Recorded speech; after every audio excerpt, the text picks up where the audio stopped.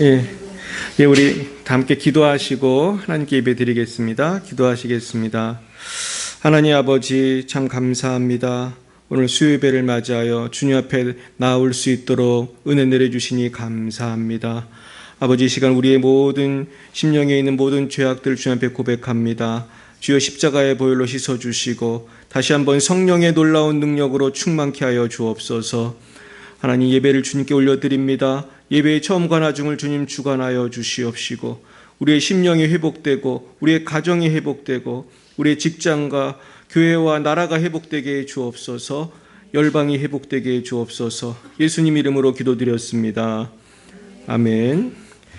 네, 우리 345장 우리 찬양하시겠습니다. 우리 찬양집 다 있으신가요? 우리 온 마음 다해 주 사랑하라. 오늘 예배 준비하면서 이 찬양 옛날에 많이 찬양했었는데 다시 한번 준비하면서 굉장히 은혜를 받았습니다. 우리 345번 온 마음 다해 주 사랑하라. 우리 같이 찬양하겠습니다. 이 찬양 아세요? 잘 모르세요? 한번 배워보는 시간 갖도록 하겠습니다.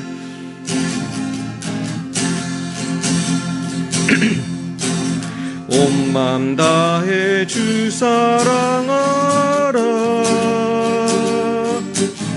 생명 다해 주 사랑하라. 뜻을 다하여 사랑하라. 온 맘 다해 생명 다해 주 사랑해. 온 맘 다해 온 맘 다해 주 사랑하라. 생명 다해 주 사랑하라. 뜻을 다하여 사랑하라.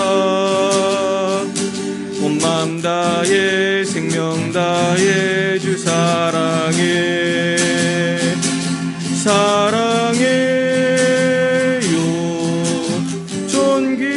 하신 주 사랑해요. 큰일 행하셨네. 사랑해요.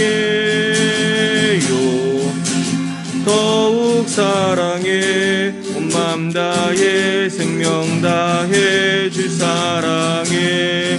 온 맘 다해 온 맘 다해 주 사랑하라. 생명 다해 주 사랑하라. 뜻을 다하여 사랑하라. 온 맘 다해 생명 다해 주 사랑해. 온 맘 다해 주 사랑하라. 생명 다해 주 사랑하라. 뜻을 다하여 사랑하라. 온 맘 다해 생명 다해 주 사랑해. 사랑해요. 존귀하신 주 사랑해요. 큰일 행하셨네. 사랑해요. 더욱 사랑해. 온 맘 다해 생명 다해 주 사랑해. 사랑해요. 존귀하신 주 사랑해요. 큰일 행하셨네. 사랑해요.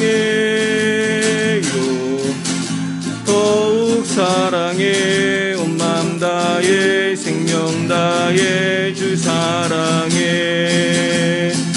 온 맘 다해 생명 다해 주 사랑해. 온 맘 다해 온 맘 다해 생명 다해 주 사랑해.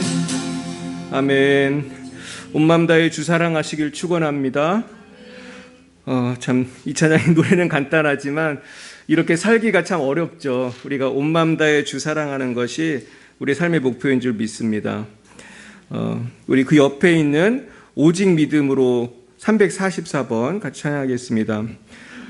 이 찬양도 보면은 세상 흔들리고 사람들은 변하여도 나는 주를 신뢰해. 우리가 참 지금 이런 시대를 살고 있는 것 같습니다. 우리 같이 찬양해 보겠습니다.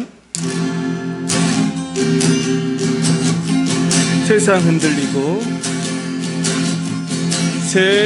흔들리고 사람들은 변하여도 나는 주를 신뢰해. 주님의 사랑은 영원히 변하지 않네. 나는 주를 신뢰해. 오직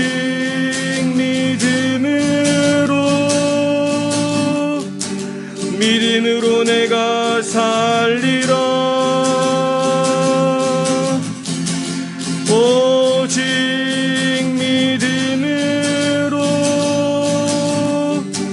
믿음으로 내가 살리라. 믿음은 들리고 사람들은 주를 떠나도 나는 주를 섬기리. 주님의 나라는 영원히 쇠하지 않네. 나는 주를 신뢰해. 오직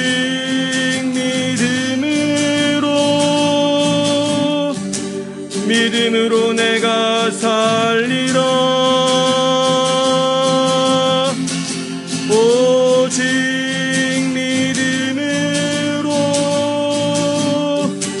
믿음으로 내가 살리라. 오직 의인은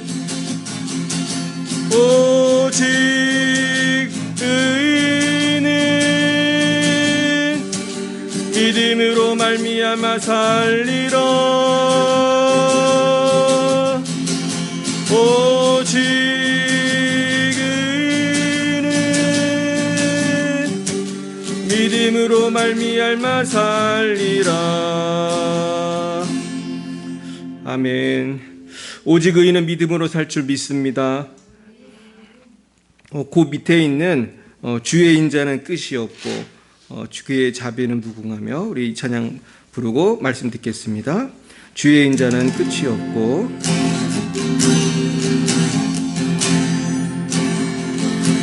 주의 인자는 끝이 없고 그의 자비는 무궁하며 아침마다 새롭고 늘 새로우니 주의 성실이 큼이라. 성실하신 주님, 주의 인자는 끝이 없고 그의 자비는 무궁하며 아침마다 새롭고 늘 새로우니 주의 성실이 큼이라. 성실하신 주님, 주의 인자는 끝이 없고 그의 자비는 무궁하며 아침마다 새롭고 늘 새로우니 주의 성실이 큼이라. 성실하신 주님, 아침마다 아침마다 새롭고 늘 새로우니 주의 성실이 큼이라. 성실하신 주님. 아멘.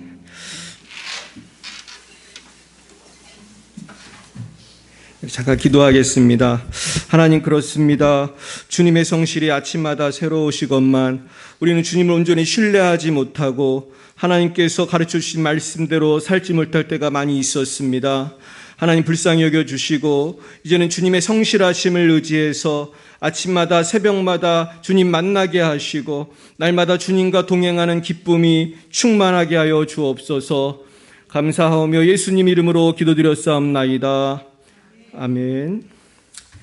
네, 오늘은 신약성경 우리 베드로전서 2장 말씀을 같이 보시겠습니다. 베드로전서 2장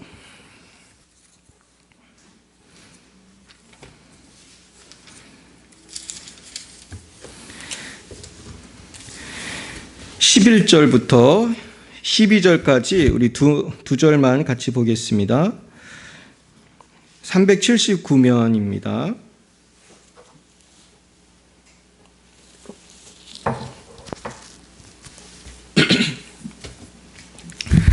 같이 읽을까요? 베드로전서 2장 11, 12절 시작. 사랑하는 자들아, 거류민과 나그네 같은 너희를 권하노니 영혼을 거슬러 싸우는 육체의 정욕을 제어하라. 너희가 이방인 중에서 행실을 선하게 가져 너희를 악행한다고 비방하는 자들로 하여금 너희 선한 일을 보고 오시는 날에 하나님께 영광을 돌리게 하려 함이라. 아멘. 네, 오늘은 영원한 행복을 위하여라는 제목으로 하나님 말씀 증거하겠습니다. 옛날 제나라 때 환공이라는 분이 일찍이 자기가 멸망시킨 곽이라는 나라를 갔다고 합니다. 나라 이름이 곽이에요. 제가 이걸 읽으면서 되게 웃겼어요. 제가 곽이잖아요. 근데 곽이라는 나라가 있었대요. 근데 이 환공이 곽나라의 민심을 보기 위해서 한 노인에게 물었습니다. 곽나라가 멸망한 원인이 어디에 있다고 생각하시냐고 물었습니다. 그랬더니 노인이 우리나라 임금께서는 선을 좋아하고 악을 미워하는 분이었습니다. 그래서 멸망한 것입니다. 그랬습니다. 그래서 이상한 생각이 들었어요. 그러면은 곽나라 왕은 현군이 아닌가? 그런데 어찌 그것이 멸망의 원인이 된단 말인가? 그렇게 물었습니다. 그러자 노인이 다시 이렇게 대답했습니다. 그게 아니오라.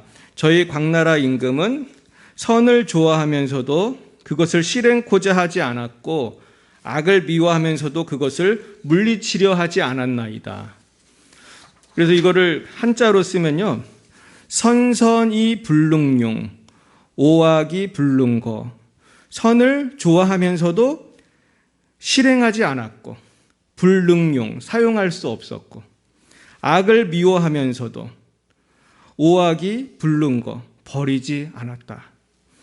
그렇게 대답을 했습니다. 그것이 멸망한 원인입니다. 그랬습니다.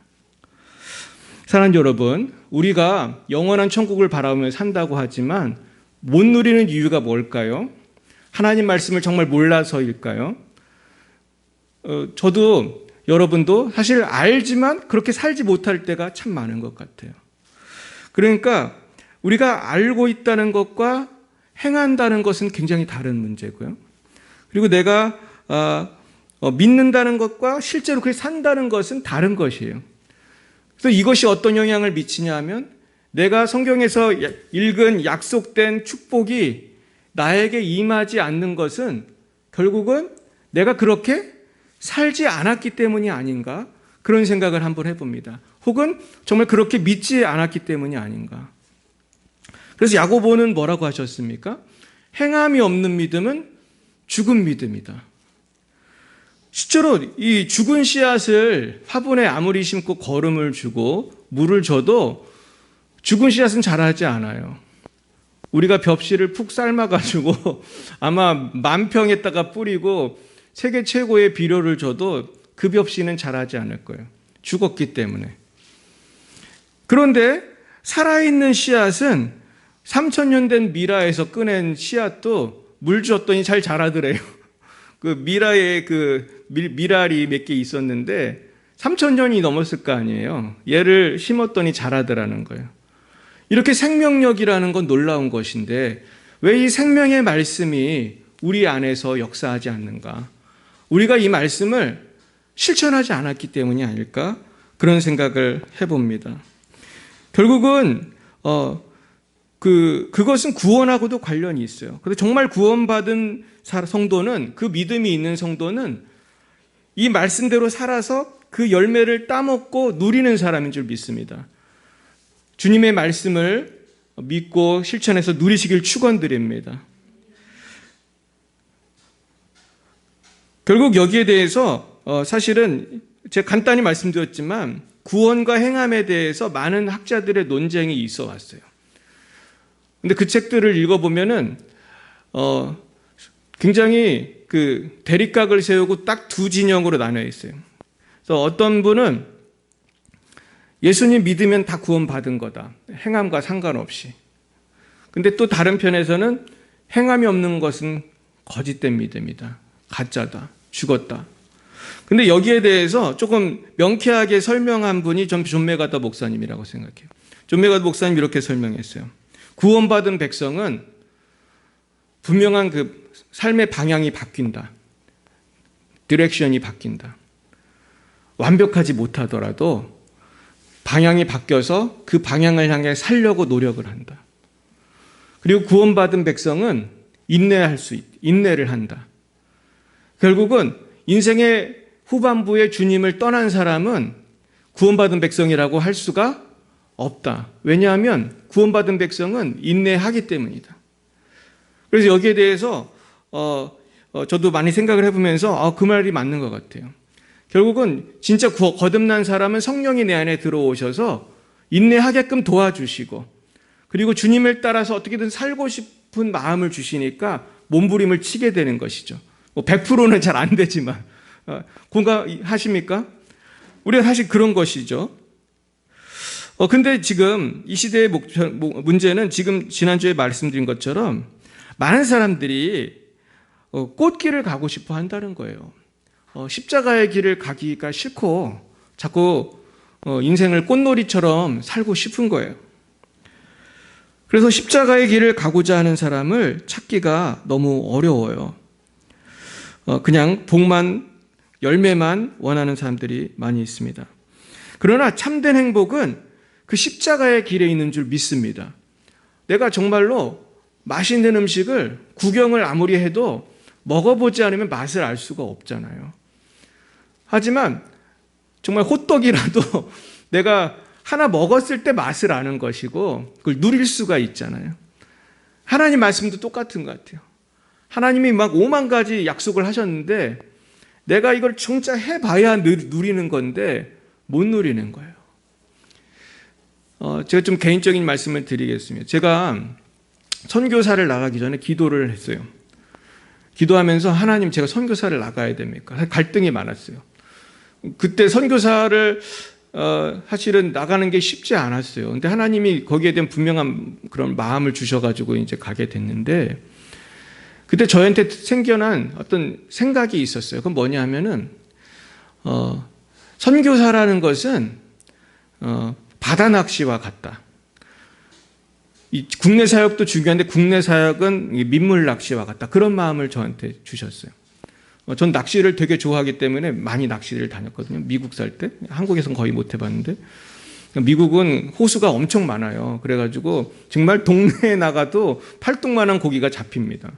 또 사람들이 잡으면 또 놔주고 이러기 때문에 그냥 그런 재미있는 문화가 있어요.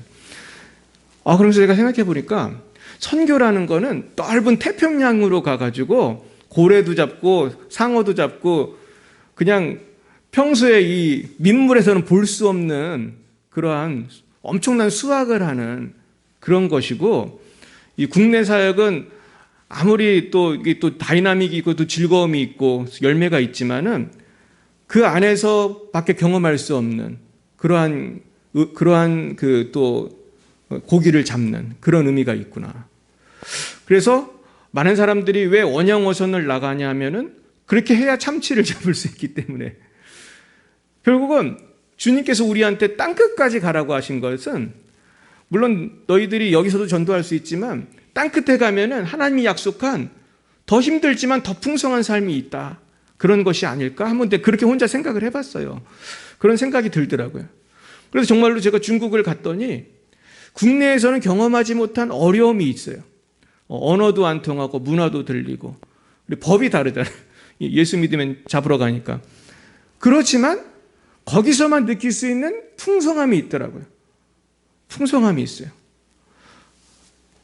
근데 이것을 제가 아무리 설명해도 여러분들이 이해할 수가 없으실 거예요, 아마.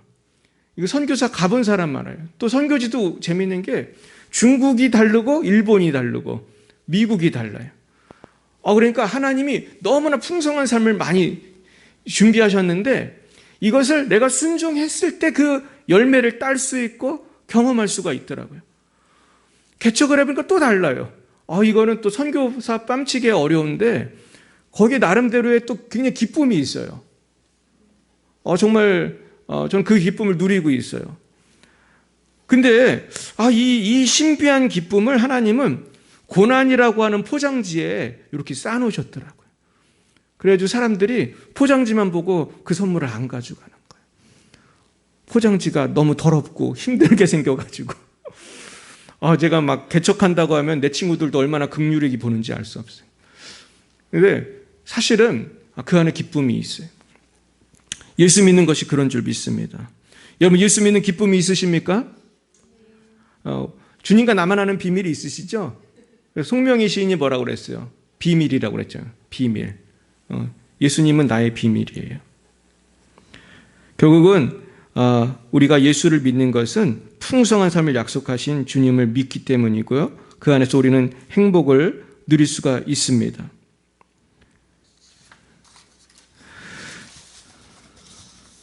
제가 얼마 전에 어떤 자매님의 그 이야기를 듣고 가슴이 참 아팠습니다. 이 자매님은 예수님을 믿었던 자매님인데 요즘에 교회를 안 나가신다고 그래요. 그런 분들 되게 많잖아요. 사실은 우리나라에 1,000만 명이 있대요. 1,000만 명. 교회에 나가다 안 나가는 사람이 1,000만 명이래. 그 1,000만 명 중에 한 명이에요. 근데 이분은 할머니랑 교회를 나갔는데 할머니가 교회를 나가게 해고 도와줬기 때문에 할머니를 사랑했어요. 근데 할머니가 노인이 되시니까 치매가 와서 80 넘어서 돌아가셨어요. 근데 어떻게 보면 아무것도 아니에요. 80 넘은 분이 돌아가신 거에 대해서 이렇게 문제를 제기할 사람이 누가 있겠어요. 그래도 70보다는 오래 사신 거다고 우리 그렇게 생각할 수도 있는데, 이 자매는 그 사탄이 역사를 해가지고 실족한 거예요. 왜 치매가 걸려서 죽었나, 우리 할머니가. 예수 잘 믿었는데. 그러면서 교회를 안 나가는 거예요. 근데 저같이 선교도 해보고 온갖 고상이 다 해본 사람은 그 얘기를 들을 때 참 기가 막히지만은 그분의 수준에서는 그게 어려운 거예요, 그분에게. 그러니까 신앙생활에서 어렵다는 것이 굉장히 상대적인 거더라고요. 그분한테는 그게 어려운 거예요. 옛날에 제가 특수부대를 나온 제 친구를 만났어요. 걔는 되게 힘든 부대를 나왔어요. 저는 굉장히 쉬운 부대를 나왔고, 저는 방위 출신이거든요. 근데 얘가 뭐라고 그러냐면은 고생이라는 게 다 상대적이야 그러더라고요. 사람들은 우리가 고생한다고 그러지 분명히 하지만 다른 사람들도 고생하고 있어. 걔 말이 맞는 거예요. 방위는 안 힘든지 아세요? 방위도 힘든 게 있어요. 근데 특수부대도 힘든 게 있어요. 근데 사람이 어떤 훈련을 감당하면 더 강한 사람이 되는 건데 거기까지를 이제 가는 게 싫은 거지, 사람들이. 그런데 그거를 완수한 사람들은 자부심도 있고 누리는 게 있어요. 근데 신앙생활도 마찬가지더라고요. 어떤 사람은 특수부대 같이 고생하고 연단된 분들이 있어요. 아주 멋있죠. 그런 분들은 멋있게 살아요. 하지만은 또 어떤 초신자들은 작은 시험에도 흔들리는 거예요. 그걸 감당을 못하고 우리 할머니가 치매 걸린 걸 나는 인정할 수가 없어 그러고 교회를 안 나가. 그러니까 결국은 내가 믿은 만큼 누리는 거더라고요. 내가 믿은 만큼 결국 내가 혜택을 보는 거예요. 할렐루야. 이게 참 신비라는 생각이 들었습니다. 결국은 사람은 하나님의 경륜과 그 하나님의 역사를 다 몰라요. 그래서 하나님이 합력해서 선을 이루시는데 분명히 우리 삶 속에도 합력해서 선을 이루고 계시거든요. 근데 우리는 그런 빅픽처가 보여요, 안 보여요? 저도 안 보이고 여러분도 다 일부만 보는 거예요. 그죠? 일부를 발견해도 막 기뻐 뛰죠. 하나님 감사합니다. 근데 어떤 사람은 그걸 계속 못 보는 거예요. 하나님의 그 역사를 못 보니까 자꾸 낙심하고 막 힘들어 하는 거예요. 결국 얼만큼 보는가가 참 중요하더라고요.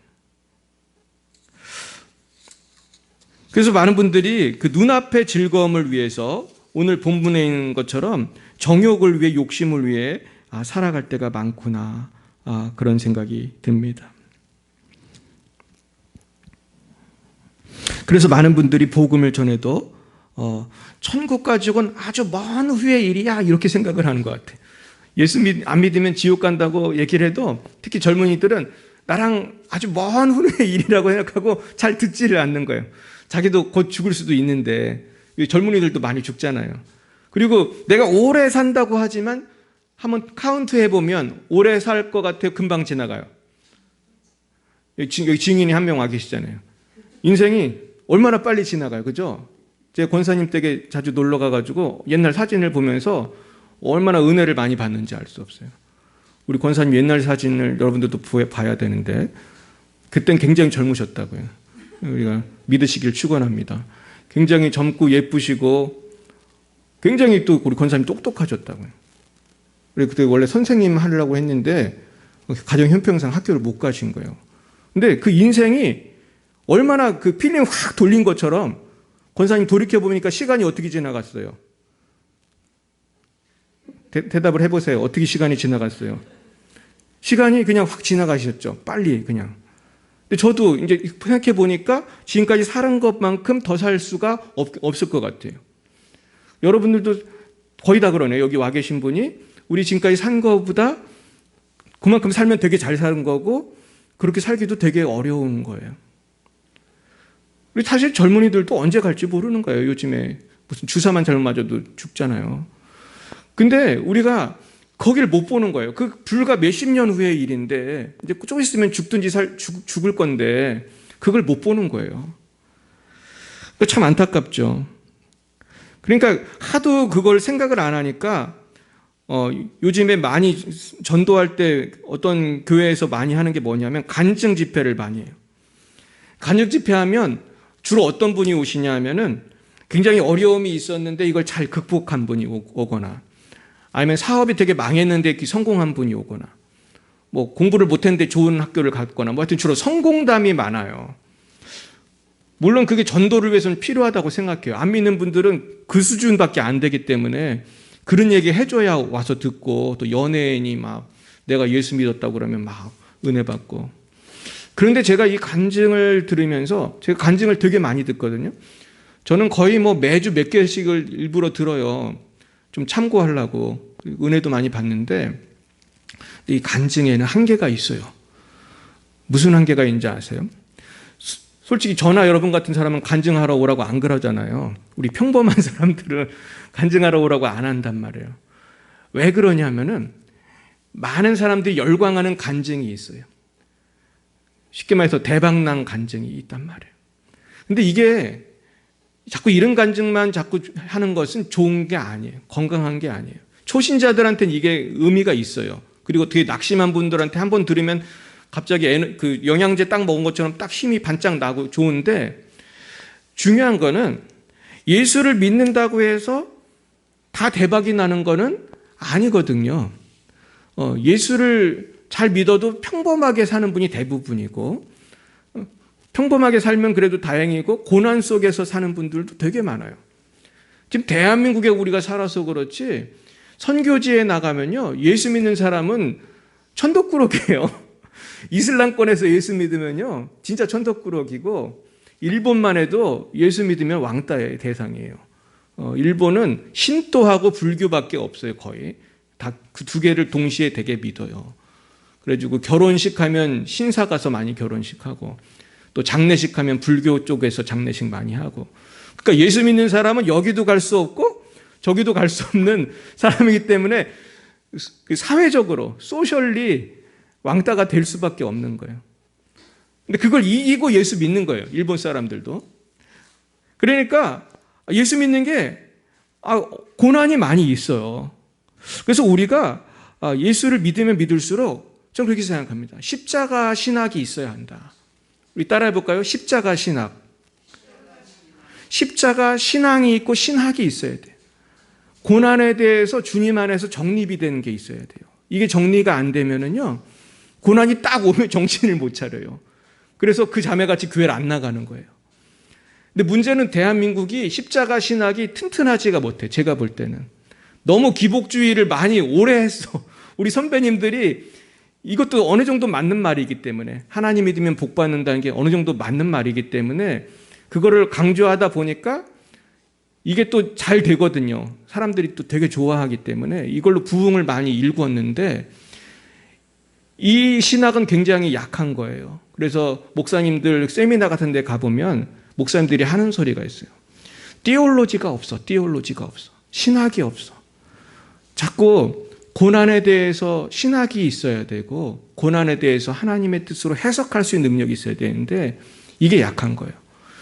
그래서 요즘에 부흥하는 교회는 옛날하고 좀 트렌드가 바뀌었어요. 제가 감사한 것은 최근에 이제 어떤 여자 목사님 하는 큰 교회 있잖아요. 그 교회 가면은 제가 거기서 훈련을 받으면서 이 교회에 나름대로 고난을 해석하는 신학이 있더라고요. 그래서 그 목사님 교회가 왜 잘 되나 했더니 고난의 신학이 있어요. 막 집에서 부부가 열심히 싸우고 막 이혼도 하고 막 그런 고난이 많은 분들이 그 교회를 모이는 거예요. 왜 그런가 했더니 하나님의 말씀으로 그걸 풀어주는 거예요. 해석을 해주는 거예요. 그러면서 이분이 늘 강조하는 게 말씀을 읽고 고난을 해석하라. 내 상황을 말씀으로 해석하라. 그러면 해결이 된다는 거예요. 근데 문제는 해석이 안 되니까 해결이 안 되는 거예요. 그래서 말씀으로 여러분의 모든 고난을 해석하시길 축원합니다. 결국 말씀은 우리에게 복도 주지만은 고난도 의미가 있다는 것을 말씀해 주시더라고요. 그래서 고난은 이 의미가 있습니다. 다 하나님의 뜻이 계세요. 그래서 고난이 없다면은 우리는 사실은 튼튼한 신앙이 절대로 될 수가 없습니다. 그래서 지난주에 우리가 인내가 고난 속에 피는 꽃이다. 우리 지난주에 말씀드렸죠. 그러니까 인내가 없이는 튼튼한 신앙이 될 수가 없어요. 그래서 지금 우리가 조심해야 될 것은 이 땅에 너무나 거짓된 거짓 선지자들이 많습니다. 그러면서 조심해야 되는데요. 신천지도 있고. 그래서 마태복음 7장 21절에서 23절 말씀을 제가 읽어드리겠습니다. 나더러 주여 주여 하는 자마다 다 천국에 들어갈 것이 아니요 다만 하늘에 계신 내 아버지의 뜻대로 행하는 자라야 들어가리라.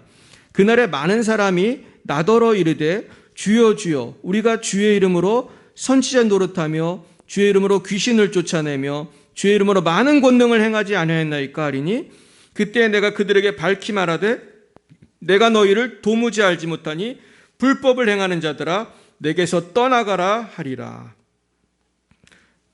결국 하나님께서 보시는 것은 행함입니다. 네가 아무리 귀신을 쫓아내고 네가 아무리 선지자 노릇했다는 건 전도했다는 거잖아요. 전도하고 설교하고 많은 권능, 막 병을 고치고, 결국 주님이 뭐라고 말씀하시죠? 나의 관심은 거기에 있는 게 아니고 나의 말씀을 지키는 것이다. 불법을 행하는 자들은 떠나가라. 그게 굉장히 두려운 말씀이에요.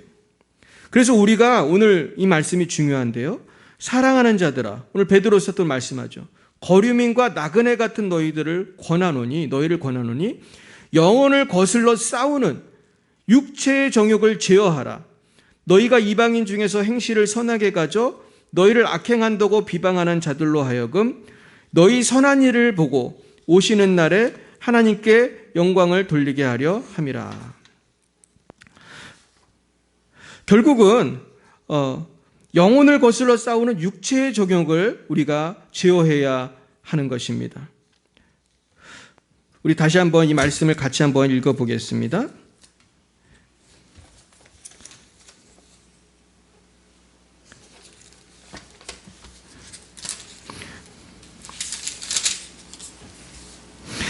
예, 11, 12절 시작. 사랑하는 자들아 거류민과 나그네 같은 너희를 권하노니 영혼을 거슬러 싸우는 육체의 정욕을 제어하라. 너희가 이방인 중에서 행실을 선하게 가져 너희를 악행한다고 비방하는 자들로 하여금 너희 선한 일을 보고 오시는 날에 하나님께 영광을 돌리게 하려 함이라. 아멘. 이 오시는 날에라는 말씀이 이 다른 성경에는 심판하시는 날에 이렇게도 되어 있다고 그럽니다. 결국 주님 앞에서 서기 위해서 우리는 육체의 정욕을 제어해야 하는 것입니다. 그러므로 우리는 선한 행실을 갖는 것이 제일 중요하다. 그것이 재림을 준비하는 길이라는 것을 알아야 합니다. 결국 말씀을 정리하면은 지금 내가 무슨 큰 일을 하지 않아도 큰 나를 통해서 역사가 나타나지 않아도 그것이 중요한 것이 아니에요. 무슨 변화나 부흥이나 성공이 안 생긴다고 낙심할 것이 없어요. 주님을 믿고 따르는 것이 이 땅에서 성공하고 대박 나는 것이 아니라 정말로 하나님을 따라 살아가는 것인 줄로 믿습니다. 결국은 우리가 하나님 앞에서 행한 대로 주님은 갚아주시는 것이에요. 그래서 지금 이 땅에서 내가 어려움을 당하고 고난을 당하고 핍박을 당한다 할지라도 영원한 상을 주시고 나를 인도해 주실 하나님을 바라보면서 재림의 날을 우리가 잘 준비해야 할 줄로 믿습니다. 그래서 우리가 정말로 아까 말씀드린 것처럼 우리가 영원한 행복을 위해서 우리는 내가 믿는 대로 행해야 되고 믿는 대로 할 건 하고 안 할 건 안 하고 여기에 대한 실천이 있어야 할 줄로 믿습니다. 주 4세기경에 아우구스티누스라는 분이 계셨습니다. 이분이 평소 신앙 문제로 마음속에 깊은 갈등이 있었어요. 그런데 하루는 꿈을 꿨는데 천국문에 가까이 갔습니다. 근데 베드로가 나타났대요. 그래서 이 성 아우구스티누스한테 물었어요.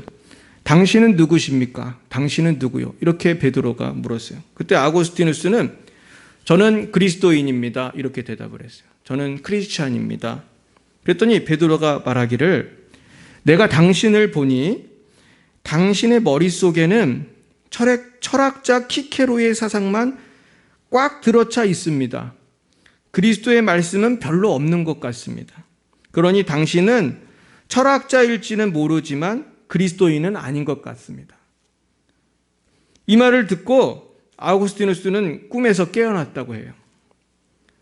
그리고 크게 각성해서 그가 오랫동안 숭상해 오던 철학을 다 버리고 오직 그리스도의 말씀에 집중하는 그리스도의 사람으로 거듭났다고 합니다. 우리의 생각과 마음을 누구보다 하나님이 잘 알고 계세요. 이제는 세상적인 생각을 다 버리고 새롭게 거듭나서 하나님 나라의 생각으로 가득 채워야 할 줄 믿습니다. 그러기 위해서는 날마다 오늘 눈앞에 놓여진 상황 속에서만 고민하는 근시안적인 비전을 버리고 저 높은 곳을 바라보고 저 천국을 향하여 날마다 믿음으로 나가야 할 줄 믿습니다. 그래서 오늘 조금 손해를 보더라도 당장의 눈앞의 이익을 위해서 타협하지 않고 영원한 천국의 상급을 바라보고 기도하며 전도하며 충성하며 하나님의 영광과 위로를 기대하며 살아가시기를 예수님의 이름으로 축원드립니다. 기도하시겠습니다. 사랑과 은혜가 충만하신 하나님 아버지, 우리는 믿음이 연약하여 눈앞에 놓인 복과 재물과 사람들의 인정에 목말라 살 때가 참 많이 있었습니다. 저 높은 곳을 바라보지 못하여 때로는 외롭고 쓸쓸하며 낙심할 때도 많이 있었습니다.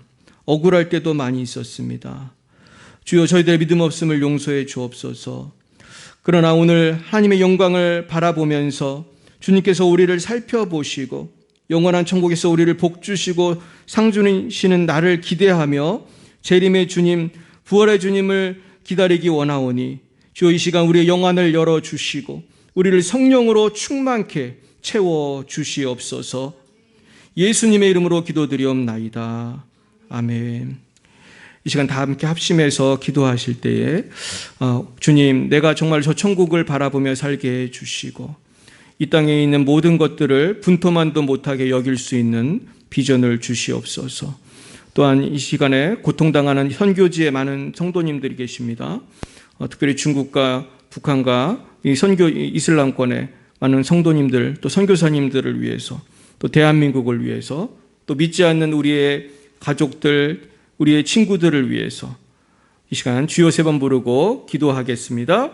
주여, 주여, 주여. 할렐루야. 하나님 아버지 감사합니다. 아버지, 우리에게 오늘 저 천국의 영광을 위해서 우리가 이 땅에 살아가는 모든 것들을 정말로 분투만도 못하게 여기며 주님을 바라보며 나아갈 것들을 말씀해 주시니 감사합니다. 오 하나님 아버지, 시간 성령께서 우리를 주장하여 주셔서 아버지 안에 우리가 온전히 주님만 바라보고 나아갈 수 있도록 하나님 인도하여 주시옵소서. 하나님 아버지, 많은 것을 배웠고 들었다 하면서도 행함이 없었습니다. 하나님, 내가 주님을 위하여 행하지 못함으로 내가 그 열매를 누리지 못하고 하나님께서 약속하신 그 축복을 누리지 못할 때도 많이 있었습니다. 하나님 아버지, 이제 주의 말씀대로 살기 원합니다. 주여 역사하여 주시옵시고 인도하여 주옵소서. 오 하나님, 인도하여 주시옵소서.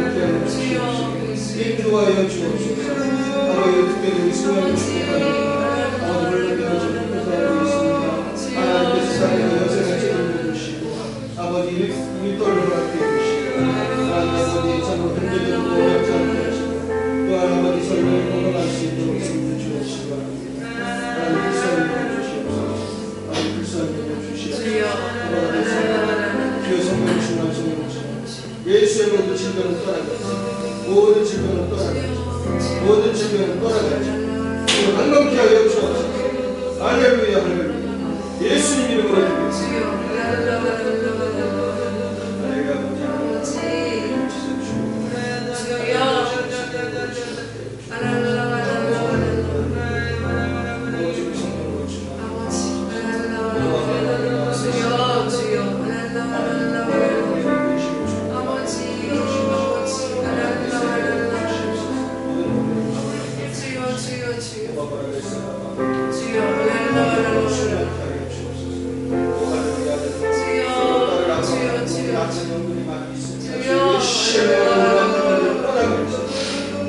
환경 속에서, 관계 속에서, 아버지 가족들 속에서 주되는 모든 악한 것의 상처들, 아버지 모든 것에서 자유케 되게 주여 십자가의 보혈로 나를 보호하여 주옵소서. 주여 손을 주셔서 넘어나서 모든 악한 것들을 물리쳐주시고 아버지 우리의 가정과 직장과 환경 속에서 아버지 역사하여 주시고 아버지 안에 모든 가족